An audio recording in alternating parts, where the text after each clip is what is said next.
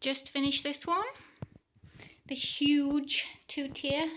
Seems to be, bear with me, I've got my music playing on the background. You don't want to listen to what I'm listening to. There we go, I've paused it.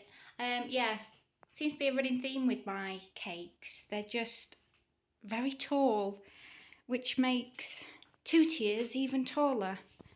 And very heavy. This one in particular, because the bricks are made out of solid fondant. I've used a mould for these, which I'll show you.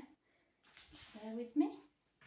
Not very prepared. So yeah, I've used these silicone moulds to pop my fondant into, and as you can see, they're quite deep. So that's solid fondant, those, and altogether they weigh quite a lot. A tip for using these, by the way, as well as using fiddly moulds, if you've ever used silicone moulds with fondant, you can sometimes find that they're so tricky to get out in one piece without bending and breaking.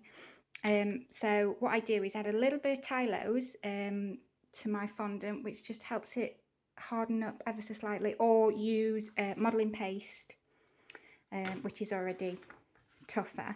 But then I press it into my mould and then pop it in the freezer for about half an hour or less sometimes, depending on how deep they are and intricate. If they're really fine and detailed, leave it in quite a long time so that they're really set, so that when you come to pop them out, they're not going to bend and break because they'll be rock solid. The only issue with that then is that you have to leave yourself enough time for the fondant to come back to room temperature again, and it'll sweat and it'll be quite sticky. So you're going to have to possibly do that the night before you're going to need them, so that they've had, you know, the full time to dry out and you're able to handle them again. But that's a great tip.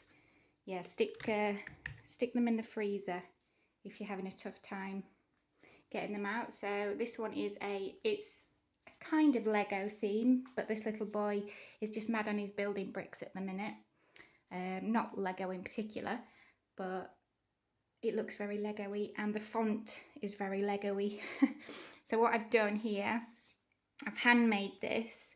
I've used just some simple letter cutters to create the happy birthday, just in white, but then I've just gone over it with a ruler and just pressed down a little just to flatten it out a bit and gives it more of a rounded effect. Looks like the lettering's more sort of squashed together.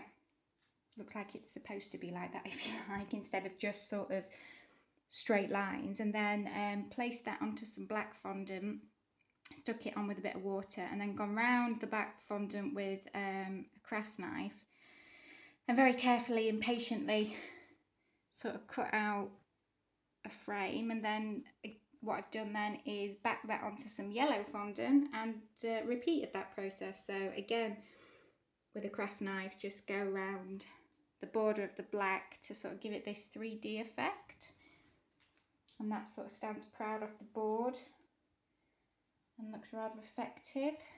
So I've just stacked all the bricks around.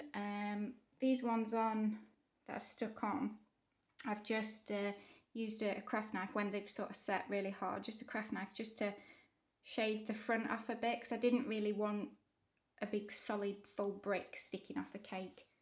I just think the front bit with the little knobbly bits on was enough. I've also made this topper. It's out of fondant. If I can show you the back, what I've done is downloaded a template from the internet of a number 2, all different fonts available. I thought this one was particularly good with the sort of square edges. Sorry, I'm not going out of focus. There we are. With the square edges to sort of like match the building blocks. So I've then rolled out my fondant, modelling paste or fondant with Tylo's, just to help it harden up a bit faster. Drawn around that, cut that out. And then I've speeded up the process. Again, if you've got enough time, you can leave it for a few days to dry, but I've speeded up the process by putting my oven on the lowest setting and then just popping that in the oven for a few minutes, not long at all, just for it to sort of warm all the way through. And then when you bring it out the oven and set it onto the one side as it's cooling, it speeds the setting process up. So if you know you're running out of time and you need a fondant topper or decoration to set really hard, then another good tip, pop it in the oven, lowest setting, keep your eyes on it, because it's a very fine line between it being just warmed through and it bubbling, and because it's sugar, isn't it, and hot sugar gets very dangerous and sticky and can melt. So yeah, but then when it's come out of the oven, let it harden up. Should only take about 10-15 minutes to sort of cool down. And then I've inserted some cocktail sticks into the cake. Well, sorry, no, I cut some little bits of fondant out. You can't really tell, this is a bad angle, but laid two skewers onto the back of it, and then cut out some little bits of red fondant to hide where they join. Stuck that on, let it dry again, and then stuck that into the cake. So it's very, I love the contrast between the sort of primary colours and the white on this. It's fab. So I hope I've given you a few tips there. I'll try and add as many tips as possible as I can as I'm going along. They're all things that I've picked up along the way that just make your cake making journey a hell of a lot easier.